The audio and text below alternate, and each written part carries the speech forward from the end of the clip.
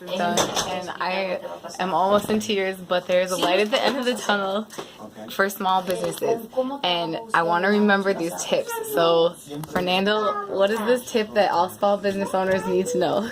It's about net operating loss, NOL, which is 2 additional forms to your 1040, and a K1 that reduces your taxable self-employment income by 15%. That's what we're going to talk about. What does that mean, Fernando? I have no idea what I just said. So the income that you receive, make it all go through the LLC. Okay. From the LLC, you have to pay yourself, you have to give yourself a livable wage based on whatever the business you What if you're a ministry and you live off of like $300? Oh, I'm gonna give you a general overview. I can't do specific. Okay. So some of it will go as a 1099 for you. Okay. And some income will stay. Well, some of the income will go to you as a K1. Okay. If you have, can I put it all through the K1? So none of it gets taxed? Before you were able to do that, but then the IRS identified people are doing this, so then then they made it so that you have to give yourself a livable wage based on how much, based on what industry you're in. So some of it's gonna get that 15% tax, but the rest will get reduced by 15% in your K1. Yes. So let's say you made $10,000, right? You give yourself like $4,000 under this one, and $6,000 under the K1. Okay, cool. Right. So this $4,000 will still be taxed at that 15.3%. Right. Self-employment tax. So this will not flag the IRS. No, this is still legal. But if it's like 3,700, is this like the lowest you can get that? Or where is it flaggable? These are just arbitrary numbers. The amount that you can give yourself through a 1099, that depends on the industry that you're in, and it depends on how much money you make. You have to give yourself a livable wage. Like if you made $1 million, you can't say, I just made like $15,000, then the rest is K1. Yeah. That wouldn't really fly. Okay. If you look is there like this is a 60-40. Is that like, can you do 70-30? Or the further away you get from this, you're flaggable. The further away that you get from that, it is flaggable. It's more flaggable. Okay, so that makes sense. You can take the risk, but then you have to be ready to get audited. By the IRS. Like me. Yeah. So this is how it benefits from putting the LLC. But to have have your LLC, there are other things you have to adhere by.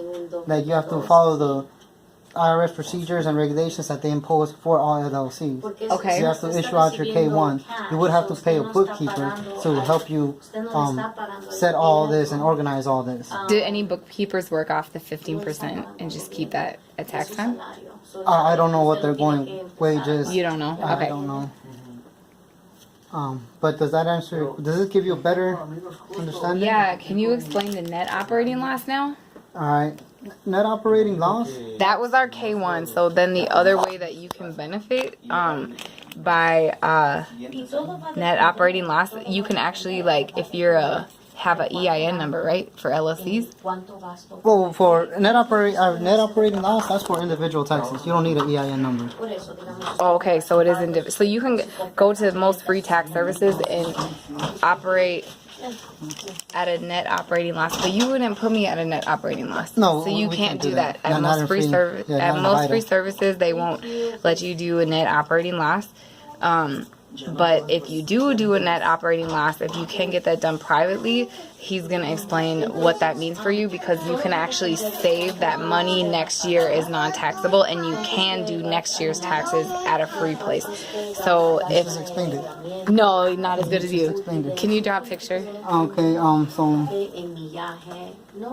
for net operating losses, this means that you're self-employed.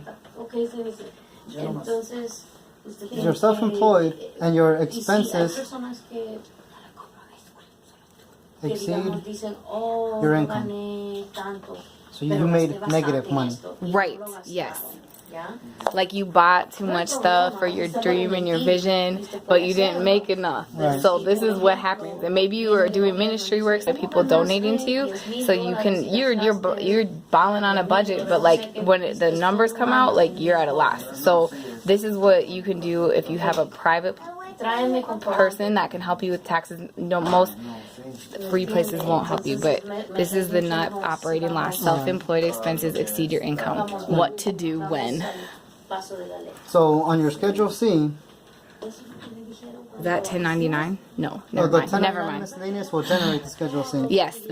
So on your Schedule C, it shows that your expenses exceed your income. Okay. Your 1040, would you file to the IRS? Yes. Your 1040 would be at a net operating loss. Yes. It'll show that you made negative money. Right. That net operating loss, you can use some of that to carry forward to the next year when you do your taxes. Can you plug some figures in there so we can see what that would look like? Sure. We can use the 60/40 again. All right, let's say you made $10,000. 10,000. Okay. But you just started your business, you had to pay rent, a lot of research and development, a bunch of stuff happened. Right. That you Drive it across the cost you money. country, enter dance battles.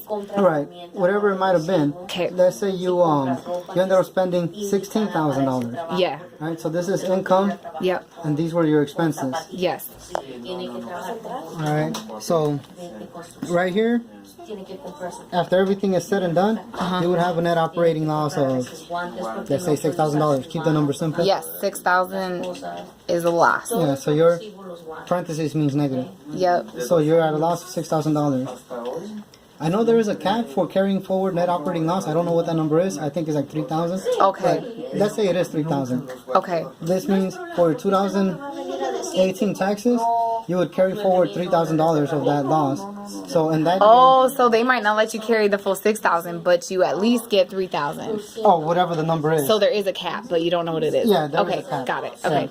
So you're gonna carry forward that $3,000 Yeah. in 2018. So in 2018, let's say after all deductions and expenses and everything, you ended up making $15,000. It was a better year. Moving on up. Moving on up. This loss will carry forward and put you at $12,000 taxable income. So you will still benefit from your loss from 2017 on the year 2018.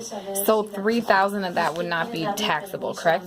Assuming it is 3,000 the cap, then Yes. Okay, cool. And if the cap's like 6,000, then 6,000 of that 18,000 would not be taxable. So you might only save like a couple $100. But nonetheless, you saved a couple $100. Yes. So if you want to save a couple $100, check this tutorial out because I want to save a couple $100 and I want tax season to go smoothly for us people that are taking risks in their artistry and whatnot and be able to survive. So yes, the two things we covered is net operating loss and K1s. K1s. What do you think the earning potential is on this if you apply this stuff? You might save like $500, huh? It all depends on how much money you made, what your income was. But you would, many people already do this. This is, for many people, this is already common knowledge. But many people do this to save themselves from paying too much self-employment tax, which is at 15.3. This is 15.3%.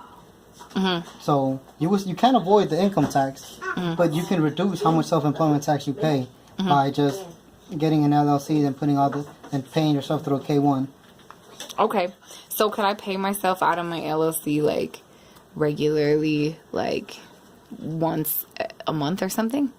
You can if you wanted to, yeah. Okay, but I have to put some of that anyways today. Yeah. If you don't do this, then you will receive a letter by the IRS explaining why you didn't pay yourself in this. Okay, cool. And we don't want to do that. So, ladies and gentlemen, there you have it. That's net operating loss and K1s. All right, happy tax season. Thanks, Fernando.